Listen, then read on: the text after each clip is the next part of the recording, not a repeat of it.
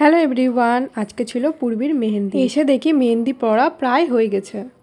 এসেছি পূর্বীর বাড়ি আর এসে দেখি পূর্বী মেহেন্দি পড়ছে। মেহেন্দি পড়া তো হয়ে গেছে, এখন উনি মেকআপ করছে। এই যে মেকআপ হয়ে গেছে, হ্যাঁ কমপ্লিট হয়ে গেছে। এই যে মেহেন্দিও কমপ্লিট। এখন আমাদের যেতে হবে ছাদে, সেখানে অনুষ্ঠান হবে। কি হবে না? মেহেন্দি, সঙ্গীত অ্যান্ড ডান্স। তো চলো উপরে গিয়ে তোমাদের সাথে দেখা হচ্ছে।